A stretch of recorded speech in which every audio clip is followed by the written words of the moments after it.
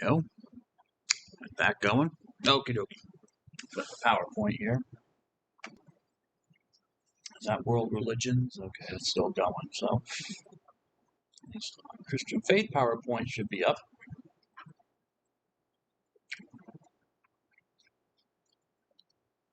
There we go. Okay. And this PowerPoint, I sent out an email because I got it done yesterday. And I sent out an email to you yesterday with the PowerPoint attached just so you could have it, you could see it. But it is on Canvas, so you can find it there if you don't have it. But it is up there. Just because it popped into my head before class, and I wanted to ask, has anyone tried to go back to the quizzes to see what the answers were? Have you gone back on Canvas? Because you should by now for each of the quizzes. Once they close, because you have a week to do it, and then there are a few days of availability left for people who might have problems and they have to do the quiz late.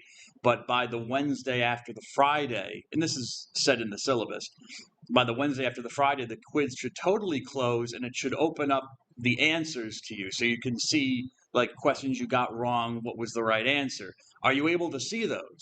You are. Okay. I just wanted to make sure because I don't know on Canvas. I can't. There is a student view option, but it doesn't really show me very much. So I don't know if you're able to see. So I just want to make sure. Okay, good. I just wanted to verify. So yeah, so use that for finding the answers because you can study from that and see what you did wrong or maybe misunderstood on a question or something like that, and you can use that to study for the final exam. Okie dokie. I think that's all I want to say. We started talking about God last week before we went on our short break. That's off there. And so I'll skip over some of these slides. I gave you the definitions of a god in general is a powerful superhuman entity, and I gave you the definition for the God, so I don't need to go over that again. Okay, the name for a completely and ultimately perfect personal being. I'll skip over this slide. I won't talk about that. That's maybe if I do the class again. So I'll begin here with essence and existence, that there is a God. Christianity believes there is a God. So it's a theistic religion, as if you haven't gotten that yet, because I mentioned God a lot. So Christianity believes in a God, assumes the existence of a God. And when we talk about a God, you want to talk about these two principles called essence and existence. Essence and existence. The word essence is just a word, comes from the Latin word for to be, esse, to be. Sum, I have to explain that. Ignore sum. Esse, to be, is in Latin. Don't worry about the sum. And that's what the word essence is based off of. To be, all right, to exist, or I should say how something exists, what it exists as. So essence is what something is in order to be what it is. Okay, in order to be human, you have to be human. It kind of sounds like a tautology, like saying the same thing but a different. Anyways, isn't that obvious? Yes, it's kind of obvious, but maybe not. All right. You could also, there are synonyms for this, but these are synonyms can be used a little bit differently in philosophy, so you have to be careful with how you use them because there are distinctions that philosophers make. But synonyms for essence would be nature. We talk about human nature. You could also say human essence, the essence of being human. Substance of something, or being. Okay, a being, a human being. But we have to be careful because philosophers can use these terms in very specific ways than I might be using them here. And when we talk about terms, we have to remember that human language and concepts are limited just by the very fact that our brains are limited. Our brains are made of material, okay? God bless you.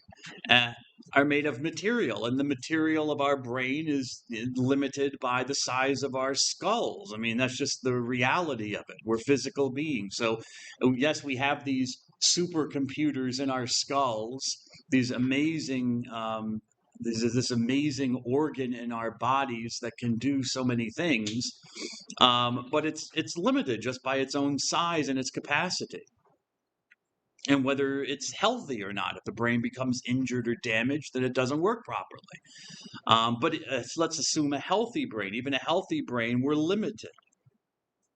So our language, our concepts are limited, and they're inadequate, especially when talking about something like God.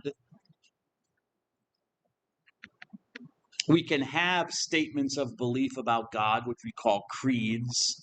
We can, people can write, or the church can give us statements about this is what God is. God is X, Y, and Z. We call them creeds, statements of belief. We'll talk about that later. But these statements are not revealed or inspired like, say, sacred scripture. They're not revealed in that way. They're creations of the church. But they are, as creations of the church, which is a supernatural entity, these statements about God are composed of the influence of the Holy Spirit, we believe, that Jesus promised to send and give to his apostles during the Last Supper. In John's Gospel, I think I mentioned this before, that Jesus, when he was talking to the apostles, he promised the Holy Spirit to guide them into all truth. So these statements of belief that the church might make about God, when we're using these words like essence and existence to talk about God, yes, they're limited, okay? Sometimes they're philosophical terms that the church has to use to make sense of what God is. They're not purely religious language. But, these statements that the church might make about God, or in these creeds or whatever, they're part of sacred tradition. And so they're valid. They're authentic and binding expressions of what is to be believed. In other words, the truth about salvation. So, but, human language and human concepts are our only reliable tools, and that's what they are, tools for knowing something about the physical world, just as much about, say, God, who's non-physical. Supposedly non-physical, because some religions, the gods are physical beings, but in Christianity and Judaism, God is spiritual; he's not physical. But we have to use human words and concepts just to describe the physical world that we're in, which can many times be beyond our comprehension, because of course the universe is billions of years old. It's trillions and trillions of miles across. It's very huge, and there's a lot we don't know about it. And we have to come up with, even if if anyone's taken physics in high school or here at college, university, we have to resort even to symbolic language. You have to have your physicists have their own language and all symbols and stuff just to represent the concepts they're talking about. And it's the same thing with God. So things might not, I'm just saying this at the get-go to explain what's going to come, because I'm starting to get into the nitty-gritty of what the church understands about God. Things might not always be clear or spelled out with crystal clear or crystal clarity, but things are right enough. Okay, that's kind of like the way it is. And that's kind of like, it's no different for God as it is with the physical world. We kind of get right enough. We get an accurate enough picture of the way things are. And sometimes I think that maybe the aim of the Holy Spirit in guiding the church is really more of a negative quality, not negative bad, but it's not so much to positively to tell us everything that God is, but make sure that we don't get it wrong. Okay, make sure that human beings who are in the church don't teach something that's false, that God is certainly not, because that can maybe be more detrimental than, or more important. It might be more important to know what God is not than what he is. Okay, so essence and existence. What is existence? Existence comes from the Latin word which means to stand out of something. Ex and sisto, to stand. Okay, and it means to have being in reality, to actually be in reality. Essence is more of like what something is. to be what it is. What it is, human nature, animals, plants. They all have an essence to what they are. They have a horse has horseness, as I think the philosopher Aristotle famously described. Okay, a stone has stoneness. All right, you can recognize its essence. Okay, even if though maybe you can't see it directly. And the thing either exists or not. If you're talking about a stone, you can talk about its stoneness, what it's like to be a stone. But to talk about that, you actually have to have the stone there. Existence, that would be helpful. To actually be in reality, not just in the mind, because things can have a mind existence, um, a mental existence, but it's better to actually be in reality.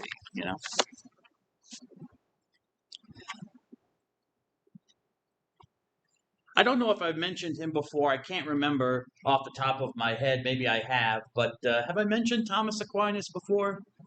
Does anyone remember or recall? Yes? Did someone say yes or no? Mrs. Spencer? No? Don't think so? Okay, that's fine. So I'll mention him now. Well, Mr. Coons? Sounds familiar. Sounds familiar? Okay, so maybe I have. But I can't remember 100%. And I'm kind of like leaning towards I might not have mentioned it before. But anyways, there's a picture of him. Maybe that's an accurate picture. I don't know. It's probably made a number of years after him. But anyways, that's someone's depiction of what this man looked like. He was an Italian religious figure and thinker. Obviously a good man because he's called a saint by the Catholic Church, Thomas Aquinas. So as I said, he was from Italy, and he was a member of a religious order called the Dominicans because they were founded by a man named Saint Dominic. Actually, their name is the Order of Preachers. So their charism, their special gift is to preach the faith, stuff like that. So part of preaching is you have to learn the faith. And so, he was a great learner. He was a university professor, and he wrote a lot of stuff, and he's very influential for the Catholic Church and his views. He's sometimes called the Common Doctor because he was so influential in his views that a lot of times theologians would refer back to his writings because he was very intelligent and he was able to explain things in the Church's faith very well and in a way that was understandable. He was also an innovator in some ways as well, but I'm not going to get too deeply into it. You can see when he lived. He lived in the 13th century, 1225. Maybe he was born. He died in 1274. Apparently, he got hit on the head. I think a branch or a tree limb fell down and smacked him in the head, and I guess it created a hematoma or contusion or whatever medical people call it that pushed on the brain or something. But anyways, he started not feeling very well, and they took him to the local monastery where he died. But anyways, St. Thomas Aquinas, he wrote a lot of things, but one of his major work that everyone really remembers is called the Summary of Theology. In Latin, it's called the Summa Theologiae, the Summary of Theology, which he actually never completed. It was meant to be what the name says, a summary of questions about God, okay, and the faith. And it's in 3 volumes, and I think there's a supplement, but he actually he personally never finished it. The way it's organized is he asks questions. He starts out, ask a question like, is God good? Or is goodness part of the essence of God? Or is there a God? Or how many sacraments are there? Are there 7 sacraments? So we'd ask questions, and then what he'd do is he would give first list objections or the contrary opinion. So, is there a God? And might have objection 1, there is no God for this reason. And then objection 2, it seems that there's no God in existence because of this. Okay, and give these arguments. And these were not straw man arguments. These were solid arguments that people might raise to the question. And then he would give his response. He would give a little response saying, but this is the contrary opinion, the opinion that he holds. And then he would reply to each objection in kind to say why he thought each objection didn't hold. All right, so that's how his method worked.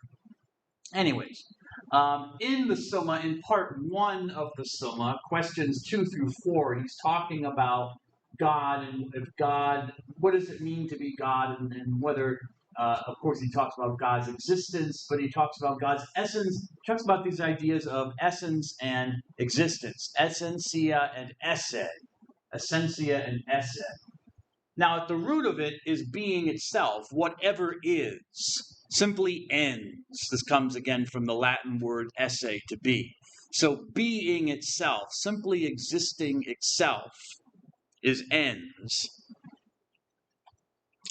But ens, being itself, whatever is, exists, can be divided into what it is, its essence, what something is, and whether it actually does exist. It's esse. That it is. Does it exist? So ens, being itself, you could also say existence itself, in and of itself, is a comprehensive term for two realities, a thing that exists and the question of whether it has actual existence. A unicorn has essentia. It's a horse with a horn. Okay? Now, the question, does it have esse? Does it have existence? It has no esse. It doesn't really exist. We can conceive of it on our minds, for example, and we probably do that because we know what a horn is and we know what a horse is, and we just stick the two ideas, the two concepts together in our minds, and hence we get something that has an essence, it has a mental essence, but it has no real existence. It has no esse. And we can even think about it. And you do this all the time, like if you watch a television program, which is not real. I mean, someone wrote the show, and the people are playing the actors who are acting. They're doing things as they think their characters are supposed to do it. So, yeah, I know in reality there's no Buffy the Vampire Slayer. But I still had a crush on her. You know what I'm saying? So, you know that. There are no real vampires or monsters or demons, and there are no vampire slayers. But people think about it, and you go on the message board. Well, you don't go on message boards anymore, I guess, although I think they still exist. But they did in my day when Buffy was on. And I'd be on that message board, talking about Buffy and disagreeing with people and getting into fights with people about, well, Buffy did this, and should she have done that? And it's not, she had no esse. She was a character. She had essentia, mental essentia. There was a mental nature there of this character, but it was all made up. There was no esse. There was no being to it, really. No being in the sense of existing. So we can think about things that don't exist. God could be one of those things. Some people think that. God has an essence, a mental essence for some people, they think. Maybe it's even a mental illness. But a person who's an atheist would say, deny the esse of God. Okay? So there's a distinction here. There's whatever is, okay? But it's defined by what it is and whether it actually exists. Esse refers to the act of existing. It's not just a possibility.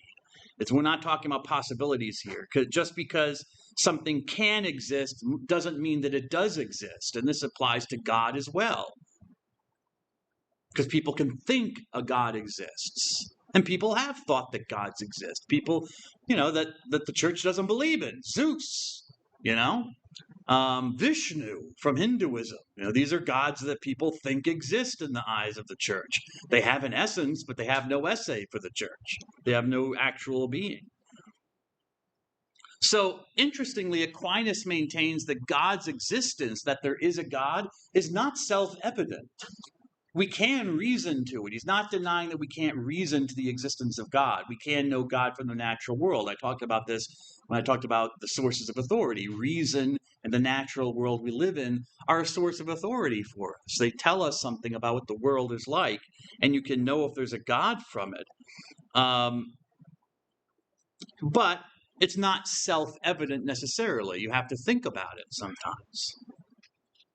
So we know from Catholic teaching, because I believe we looked at Dei Filius, I think we looked at Dei Filius from Vatican I, that God can be known through human reason and the consideration of the natural world, but we also need revelation. Sometimes God needs to tell us what he is, and maybe that he is in some cases. For Aquinas, God's essence, his essentia, is to be. So his essence and his esse are identical. What God is and that he is are one and the same thing.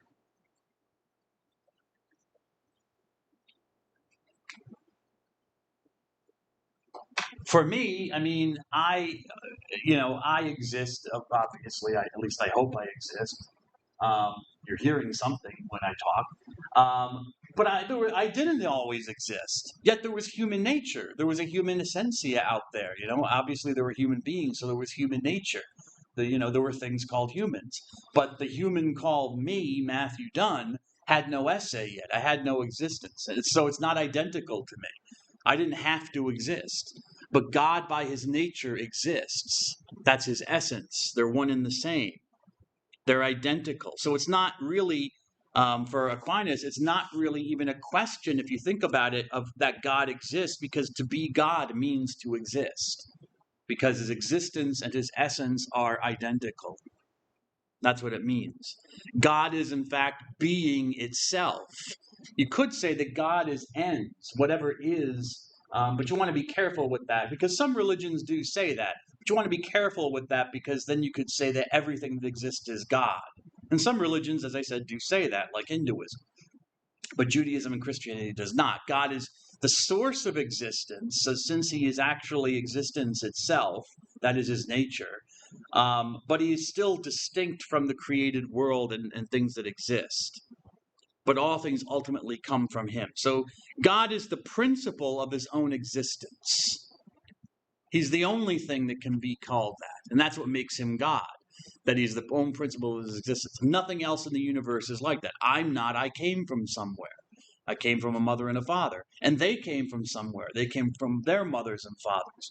Even the physical world, the universe came from somewhere. Ultimately, the Big Bang, a singularity that erupted or emerged 13 and a half, almost 14 billion years ago. So even the universe has some sort of source for its existence, but God does not. He is the principle of its existence. That's his nature. And this, in a way, makes sense what Aquinas is saying about God, because if God is not identical to his existence or being, then where is he taking it from? Where is he getting it from? It would seem to imply that God is taking his existence from something else. He's receiving it from something else. And something would then be imparting existence, esse, to him, which then he's not God. That thing that's giving him existence is really God. At least God for God, if you understand what I'm saying. That thing is superior to what you're calling God. So it makes sense that God should be the principle. To be a God, or to be God itself, means to be the prince. Makes sense that he's the principle of his own existence, that he's not receiving it from something else. So when Aquinas defines God, he defines God in these terms. He uses this Latin expression, Deus est. God is ipsum esse per se subsistens. Okay, excuse me. Which is not as off-putting as you might think. I think you know these words already, because a lot of our language is Latin-based. So Deus means God, and est means is. Ipsum you probably wouldn't know. Himself, esse you already know means to exist or to be. Per se, through himself, subsisting. Maybe you haven't encountered that word. It's more of a philosophical term, but it's an English word as well. So God is existence itself, by himself, remaining in existence. Okay? To put it in a short, pithy way. Right? And he says this in the Summa Theologiae in question 4 of part 1. That's his definition of what God is. God is existence, which I've already told you. He is his esse, by himself remaining in existence. He doesn't need, as I told you, he doesn't need anything else to bring him into existence or to keep him in existence. It is part of his nature to exist. So he exists of himself. And other ways to translate this, maybe to make it clearer, is God is the one who is existing of himself, or maybe even simpler is to say God exists in and of himself. So he is existence, he is, period, and he doesn't need anything to give him existence. Because that could be a question. You could say, well, God exists, but he receives it from somewhere else. So no, God is, he is existence itself, by himself remaining in existence. He exists by himself. There's nothing giving him his being, his existence.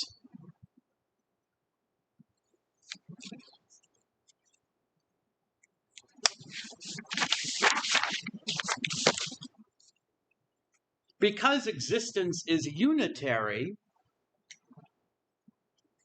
you exist, even if you're a twin, you still exist as an individual. Existence is unitary. Something exists of itself as well, even if it gets its existence from something else. So a woman can give birth to twins, 2 kids, even male and female if they're fraternal twins, and yet they're individuals, even though they might look exactly the same if they're identical twins, basically have the same DNA, the same genetic structure because they came from the same egg and the same sperm. But they're individuals. They each have their own separate existence. So existence is unitary. If something has existence that has it of itself, it exists as itself. It's unique in a way. So if existence is unitary, it's just another way of saying it's one, which means that God, if he is existence itself, if existence is the same as his essence, as his nature, and existence is one, then there should only really be one God.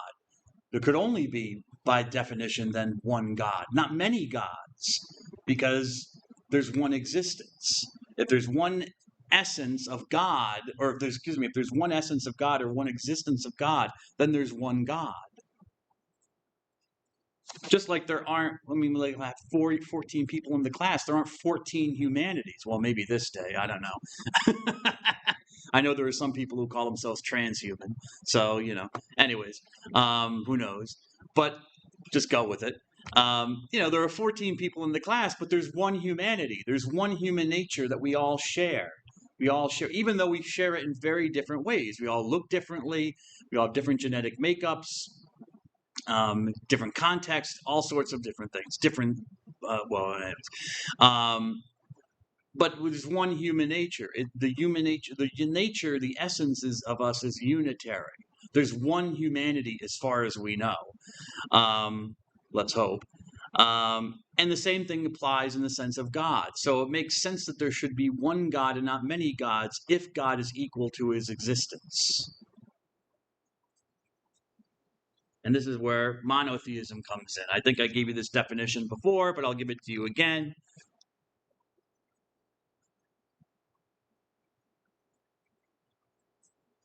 It just stands to reason. If God is identical to his existence, and existence is one, then there should only be one God. And this is the fundamental idea of Israel. And they didn't reason to this. Actually, if you look at the Bible, it takes development. If you read the Bible, there's no philosophical argument for, yes, there's a God and that God should only be one God, etc. and so forth. It's not always taken for granted. Revelation does have to play its part, because it might be natural to think that there is more than one God, or that there could be more than one God, just like there's one human nature, but there are several of us in this classroom.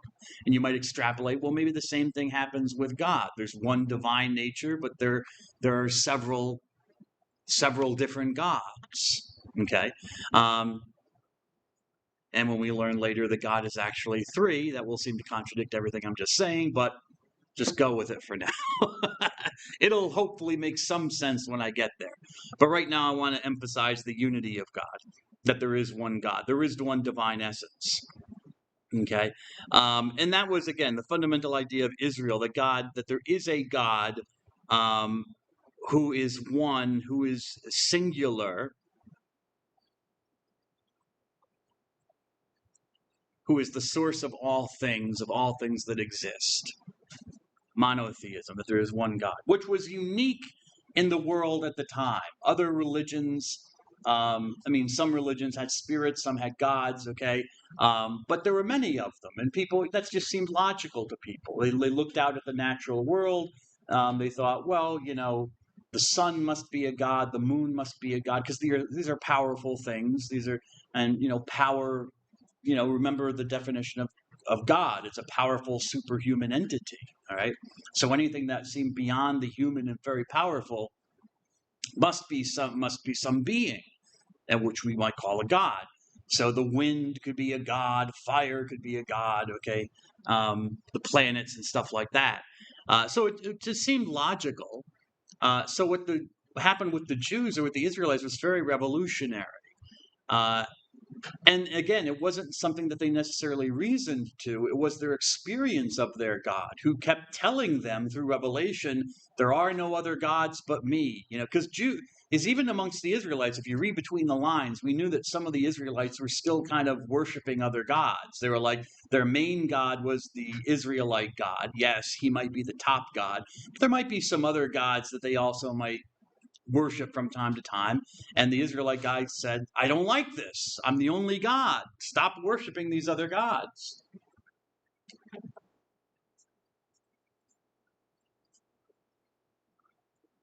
So you see this development even in the Bible, and it's not so much a philosophical development as it is revelational.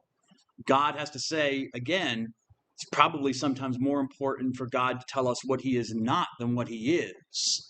I mean, it doesn't start, he has to say, I am the only God. I'm not many gods. I don't share my glory with anybody. Here are a couple other philosophical terms that we use in relation to God and help us understand something about who and what God is.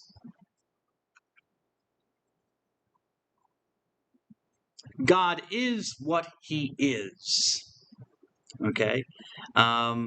Which is a simpler way of saying that God is not possibility or potentiality.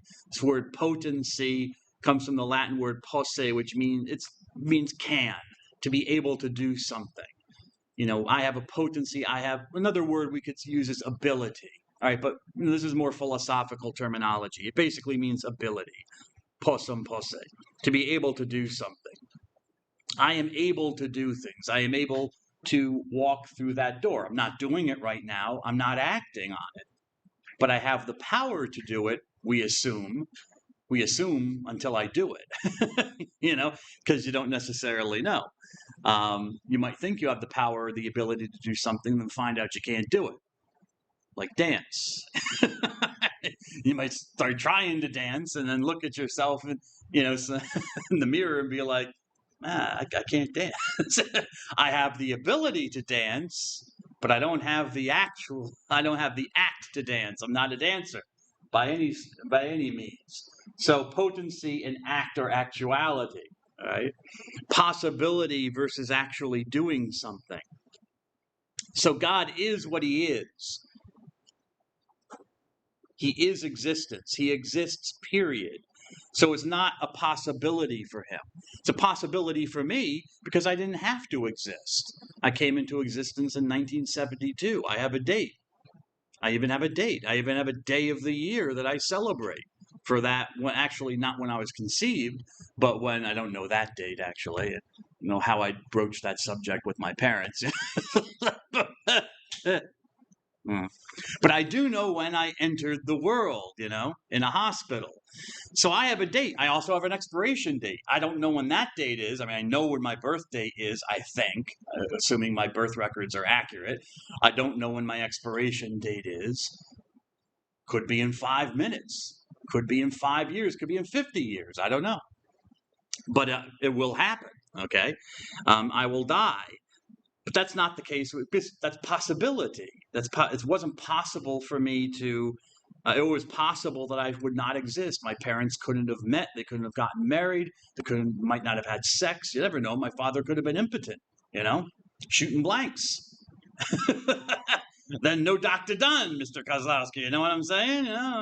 Possibility, potentiality, potency, the state or condition of being able to do something. But that's not the case with God. He doesn't have a beginning date, a birth date, and he doesn't have an end date. There are no possibilities or potentialities for God. He simply is. He simply, and that word is a verb, which is an action word. Yes? It's action. It's acting. Actuality. Ago, to do or to do something in Latin. So God is not potentially wise or good or merciful or true. He is those things. They exist. Everything exists in him as an act because he is, period. Actuality, the state or condition of doing something. So that there's nothing that God needs to do or have done for him. There's nothing God has to finish or finish. Which is kind of ironic if you think about it, because actually, well, I mean, I guess in Genesis, God did have 6 days to create the world, and then he finished it. So that could seem like a contradiction. But then again, it's a story. It's telling a story. It's not, it's meant to tell something about God. It's not necessarily accurate in its details. But God is pure action without beginning or end or any limit. And the phrase that is used for this, another Latin phrase, which also comes from our friend Aquinas, is actus purus essendi. The pure God is the pure act of being. Pure, purus, actus, act. And then essendi, which we know means to exist or to be. Okay, so God is the pure act of being. He is real, in a way, he's realized perfection. So if God is and he's action, therefore, there's no power or principle that kind of gets God going or makes him what he is. He simply is. Nothing makes him operative. On the other hand, on the contrary, since God is actuality, it's he, God himself, which makes other things operative. He's the one who sets other things into motion. Nothing sets him into motion. He simply is already in motion, eternally, without beginning or end. He's pure act. And so there are no limitations. There are no limitations on God. And this is a quote from, just to give you an idea, to show you, I mean, this is how revolutionary this is. And even in the Jews' description of who God is, when God reveals his name to Moses, because if you remember the story of Moses, this man in Egypt, and he was apparently a Hebrew or a Jew, so we think, and he wanted to free his people from oppression by the Egyptians and bring them back to their homeland in modern-day Israel, or Canaan as it was called at the time. You could also call it Palestine, I guess. But anyways, and God reveals himself to Moses in the book of Exodus. And the whole story, that's what the whole story is in Exodus. God reveals himself to Moses, says, I've heard my people's cries for release, and I'm going to release them from their oppression, and I'm going to send you, Moses, to do it. Well, Moses doesn't want to do it. And Moses actually keeps coming up with excuses and arguing with God about why he can't do it, And finally, God gets angry, and then God finally just says, Moses, you're going to do it. You're going to do what I want you to do. But one of his arguments is like, well, I don't know your name. If I go to the Hebrews, I go to the Jews, and I say, our God has sent me to you, they're going to say, okay, prove it to us. Tell us what his name is. So God reveals his name. Does anyone want to read this from Exodus chapter 3?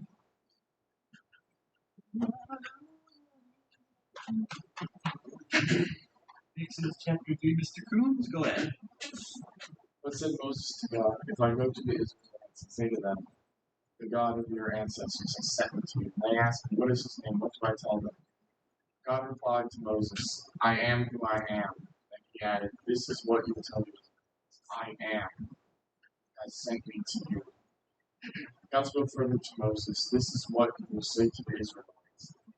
The Lord, the God of your ancestors, the God of Abraham, the God of Isaac, and the God of Jacob, sent me to you. This is my name forever. This is my title for all generations. Okay, excellent, sir. Thank you. Exodus chapter 3. So this is very interesting because so far I've been talking philosophically. I've been using primarily philosophical terms just to show you that just by thinking about God, we can reason to certain things about God. And this is what Aquinas is doing. Aquinas was a philosopher and a theologian. He does use scripture. But here I want to show you scripture as well because it's already there. This idea is already there in Exodus and God's revelation of his name and who he is. And I give some of the translation from Hebrew or in the brackets there, which is also kind of interesting because Moses said to God, Ha-Elohim, and the word Elohim there, which is Hebrew for God, is literally gods. So it should be translated literally, if you were going to translate it literally, as Moses said to the gods in the plural. However, the verbs are always in the singular, So it's interesting. It's probably an expression that's been shortened. It probably is God of gods or something like that. But you see this development. You see this kind of, even the preservation of the language and how they talk about God. This kind of the Jews' belief that there might be other gods as well, but there's their main God that they have. And that has to develop to this point, or to a later point, where no, there's actually, to say that God is the God of the gods means there are no other gods. He's the only God. Okay, but you still see it in the language. So what is your name? I am who am. And when this was translated into Greek, remember our old friend the Septuagint, which was the Jewish scriptures for a lot of Jews throughout the Mediterranean and for the early church. When they translated this Hebrew phrase, Ehyeh Asher Ehyeh, I am, that's my name. It also is what he is. They actually translated it as I am the existent one. Okay, I am the existing in the Greek, in the Septuagint. So, anyways, God adds, this is what you tell them. And God even shortens it. It's not just I am who I am. It's simply I am, which is the essential statement of anyone's existence, that I am. I'm here. Here I am. I'm not an illusion. At least I hope not. That's my name. And that even becomes part of the actual personal name of God. When God speaks, there's a lot of repetition going on here, okay? Because God says, this is my name, I am, and then he has to say, tell them I am sent you. And then God speaks further and says, this is what you will say, the Lord, the God of your ancestors, sent them. Well, what's translated Lord here, that's done out of respect in the translation, because the Jews would never pronounce this name of God out of holy respect for God's name. But actually, it might be, they didn't even write the vowels, they just gave us the consonants, but it might be pronounced Yahweh or Yahu, we're not sure, but Yahweh is the traditional way that it's usually given.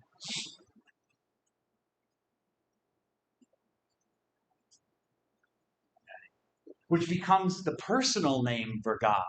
Not just a description like I am, but now it becomes Yahweh, which is based on Ehyeh, which means I am. Okay, I am the existent one. And that becomes even the personal name for God, Yahweh. Okay, the one who exists, you might translate it. But anyways, which is usually given as the Lord out of respect, because Jews won't pronounce this thing so holy. So it's all embedded in the name of their God, that God is existence. And you find it already there in the scriptures, in the Bible. This is my name forever. If God is existence itself, he is, it also means he doesn't change. If esse exists, if something exists, and exists, period, like God does, then that means its existence is unchanging, because God and his essence and his existence are one and the same. So his existence doesn't turn on and off like a light switch. Existence is not a possibility for God.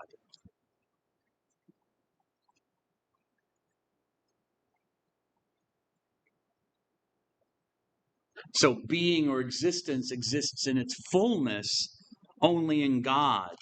And so he's unchangeable. He doesn't become more existent. He doesn't exist more than he is, but also he doesn't exist less. And he doesn't receive it from somewhere else.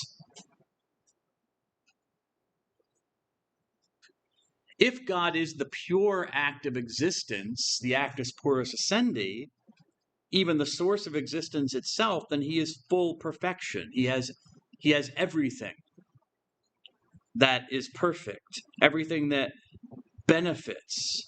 So everything and anything that benefits or completes existence is fully and completely and always present in God. So we have to develop it. We have to become good. Things that are good are things that benefit us. So, if I want to become healthy, which is a good, it's a benefit to my body, but I have to develop it. I have to work out. I have to change the way I eat or look at the way I eat and what I'm putting into my body. I might even have to take a drug or something. Now that they've got all these drugs that they're advertising for weight loss. But God doesn't need to do that. He's got it already. He doesn't need to acquire it. I do. Because I'm a different kind of creature. My essence is different. My essence and my existence are not identical as they are with God. But with him, he's full and complete. It's because they are. Anything that benefits, that perfects, is always present in him, fully and completely. And he possesses it in the most perfect way. So God is holy, which means he's set apart from the created world and can be relied on. Okay, you can rely on God, whereas you can't necessarily rely on the created world because the created world changes all the time. It's unpredictable. Whereas God is predictable. Hey, God, do you exist today? Yes, my existence and my essence are identical, Matthew. Yeah. Okay, you're going to exist tomorrow? Yes, I'll exist tomorrow. You're going to exist 1 billion years from now? Yes. God's predictable. He's reliable. But whereas I don't know if the earth will be. Well, I know the earth won't be here in about 3 billion years, 3.5 billion, 4 billion years when the sun expands and destroys us. And then collapses into something like a brown dwarf or something. God is holy. He is separate from the created world. He is set apart from it. He is without beginning or end, either in time, space, knowledge, or power. There's no beginning to his power, no end to his power. There's no beginning or end to his knowledge. These are all things that perfect us. He's simple. God is simple, which is a fancy way of saying that God is without parts. He's not a machine, which needs all sorts of parts that move and do things to make it work. God is simple. He's without parts. He's purposeful. As actuality in his nature, he's purposeful. There's a purpose to what he's acting as. He guides all things according to his will. But he is also, and these are things that, but he also has some qualities that we can understand. I mean, we can't fully understand these things because we're not simple. We have parts. We're machines. We do have a will, so we are purposeful. But we are limited by space. Our knowledge is limited, so we have severe limitations in comparison. But we can understand things about God, like he's good, that he does what ultimately benefits another. That's what goodness is. It's the act of whatever benefits someone's nature. God is loving. He's affectionate and caring for others. He's righteous and virtuous, so he always does the right thing. These are things we might not know from reason. And in a lot of religions, this is not clear about God. This is something God has to reveal to himself to the Jews. That's another thing that distinguished the God of the Israelites, not just his oneness and the fact that he is existence itself, I am, but that he was good and loving and that he was righteous. Because in other religions, you had good gods, gods that were loving and merciful and just and kind, but you also have bad gods, which we call demons, who were like the good gods. They were very, very powerful, but they were bad. They did bad things, and you had to worship both of them. there's a religion like Hinduism, you have this. You have to worship both of them because in the case of the good gods, you want them to be nice to you. You want them to like you. In the case of the bad gods, the demons, you just don't want them to hurt you. But sometimes, if you read the mythology of Hinduism, sometimes the bad gods, the demons, can kind of get one up on the good gods and start causing trouble, you know? And even in the good gods, then they have like a fight and they have to defeat the demons and stuff like that. The Israelite God, that doesn't happen. The Israelite God is completely virtuous and good, which is not always apparent. Imagine that. You know, why do you think God should be good? Logically. I mean, why should God be good? We think God should be good. Probably because we're very influenced by Judeo-Christian ideas about what a God should be. It wasn't always the case in a lot of cultures. God could be bad. Or some of the gods could be bad. God is also not a what. He is a who. Oh, this is fun. This is just to demonstrate that God is not limited. You know. Anyways, any Star Trek fans? No Star. I think this is from the movie Star Trek. I think it's The Final Frontier. I looked it up the other day, but I forget. I think it's Star Trek 6. But anyways.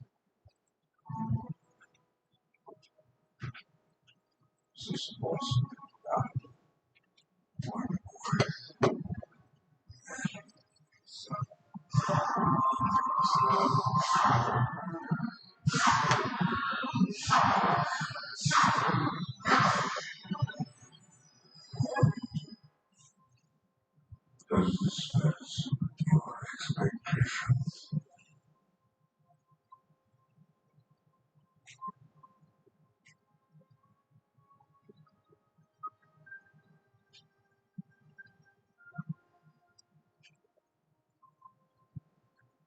Constitute.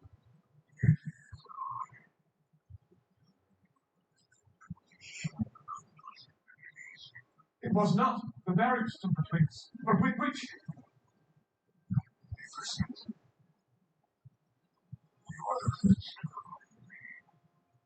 we sought only your infinite wisdom. And how did you breach the barrier? With a starship. This starship couldn't carry my wisdom beyond the barrier. It could, yes. Then I shall make use of this starship. It will be your chariot. Excuse me. It will carry my power to every corner of creation. Excuse me, I'd just like to ask a question. What does God mean with a starship? Bring the ship closer. I said, what does God mean with a starship? Jim, what are you doing? I'm asking the question. Who is this strange? Well, don't you know, aren't you God? He has his doubts. You doubt me. Seek proof. Jim, you don't ask the Almighty for his house. Then here is the proof you seek. All right. Yeah, don't mess with God. Especially not the Old Testament God. You catch him on a bad day. Because even in the Bible, I mean, you know, the Jews thought that both good and evil came from God, and God had to intervene and reveal to them, no, I'm good. Evil, you might think evil things come from me, but no, my nature is good.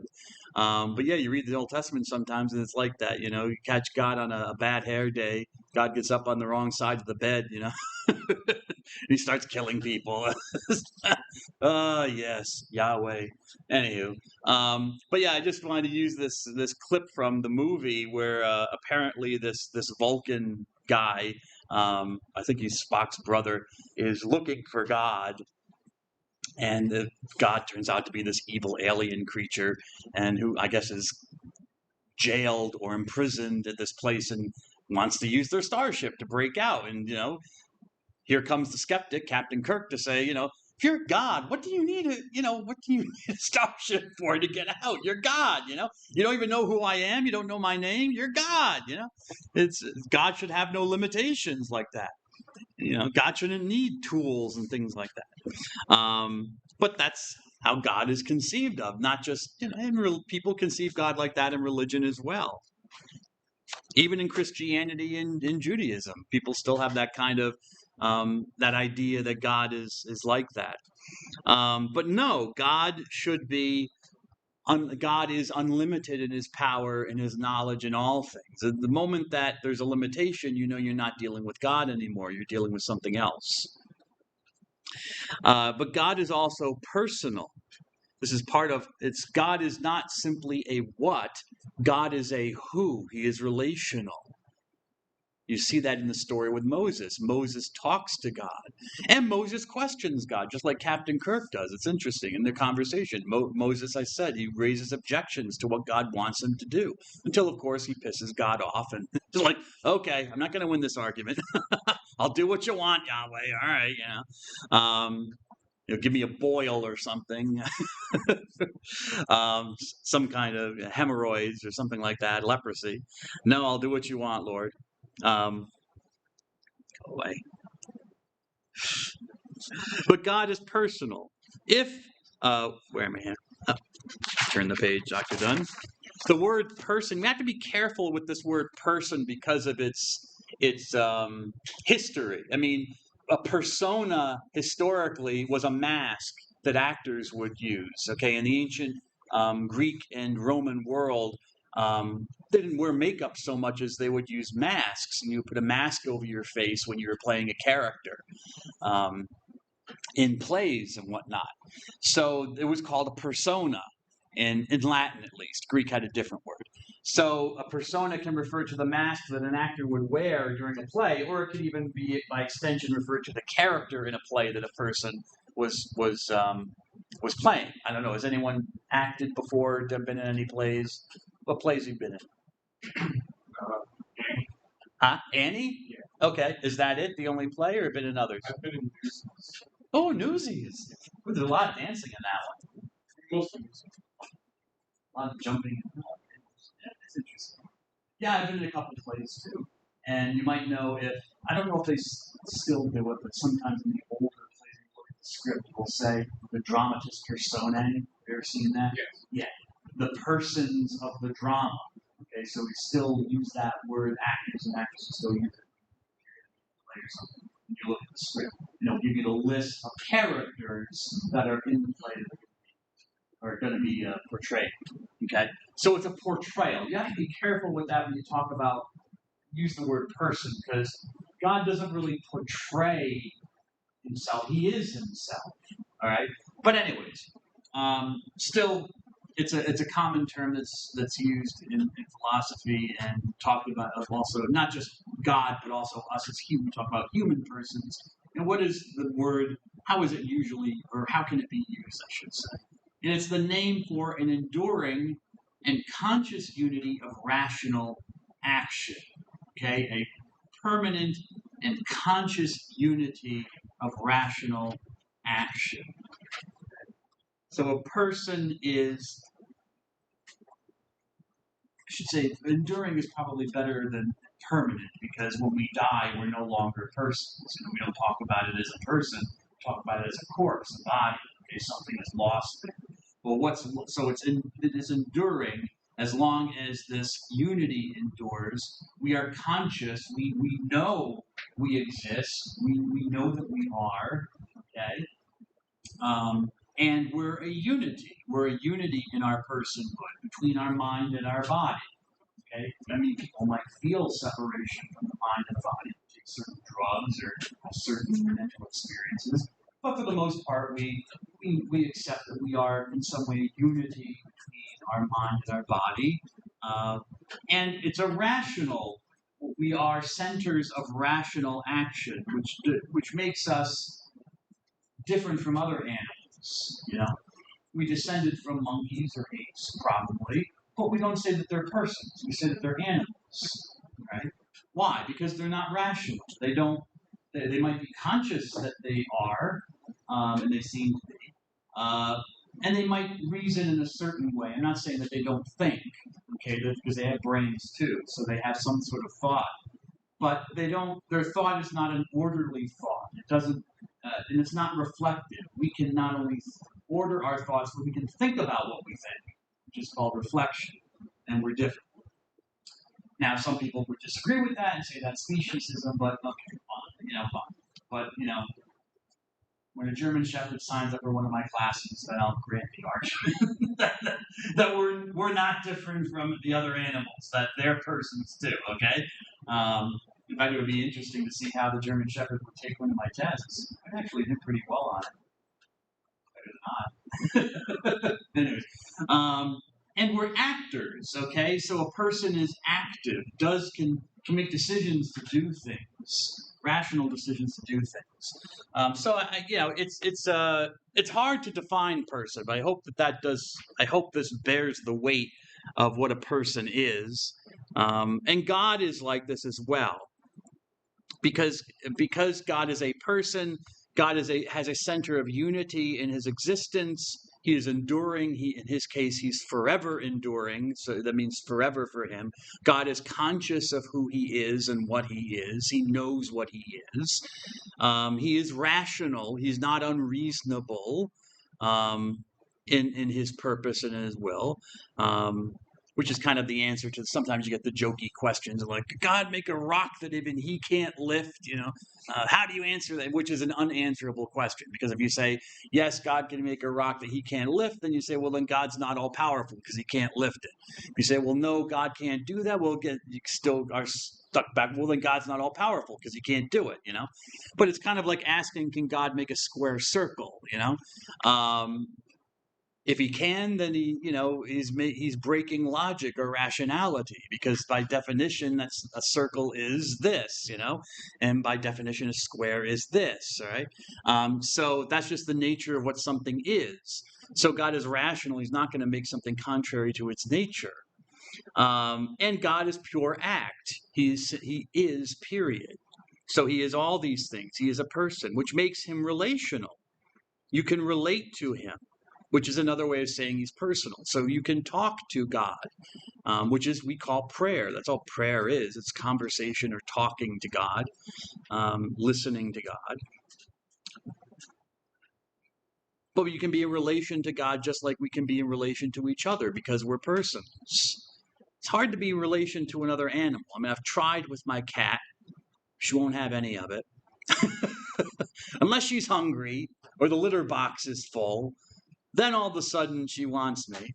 But yeah, I mean, even we can have relations with other animals, but they're analogous. They're different from a human relationships. Yeah, my cat is my friend and whatever in an analogous way.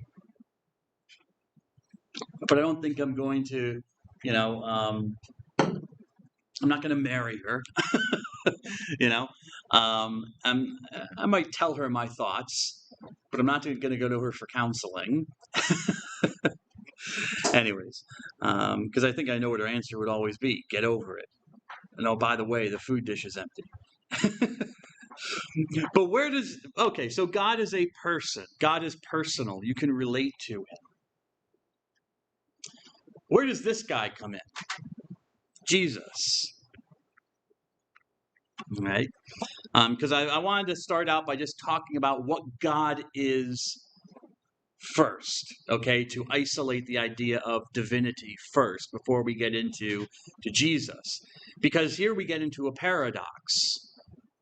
And a paradox is an apparent contradiction, something that, something that's a square circle is kind of a paradox, if square circles existed. But if you have you can sometimes have paradoxes that actually exist. I'll talk about some later.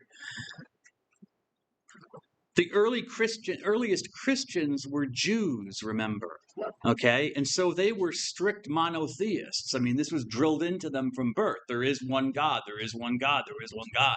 Especially since they were surrounded by other religions that said there were more than one gods. So they knew this. They were strict monotheists, almost from the start. But almost from the start of the Christian movement, the Jesus movement, you have these Jewish Christians proclaiming their belief that Jesus was God. We saw that in Paul's letter to the Philippians when I went over the Christ hymn, which probably dates from the 40s.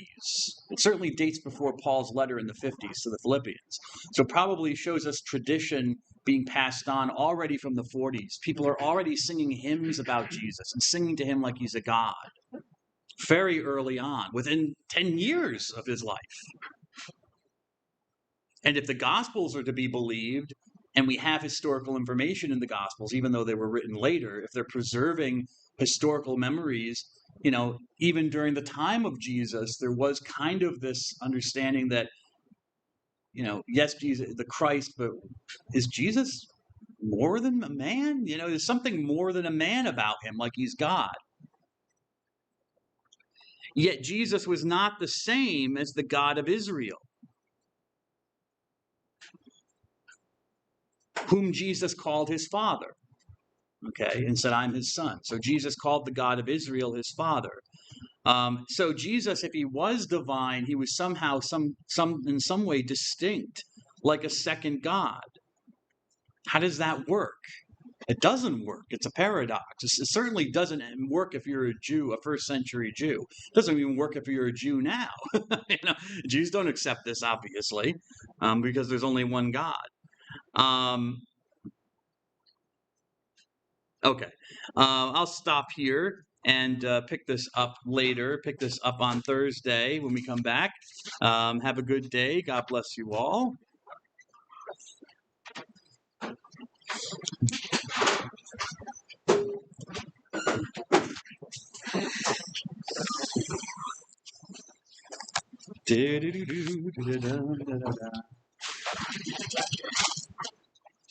All right. Have a good day. Oh, Mr. Malone left already. All right.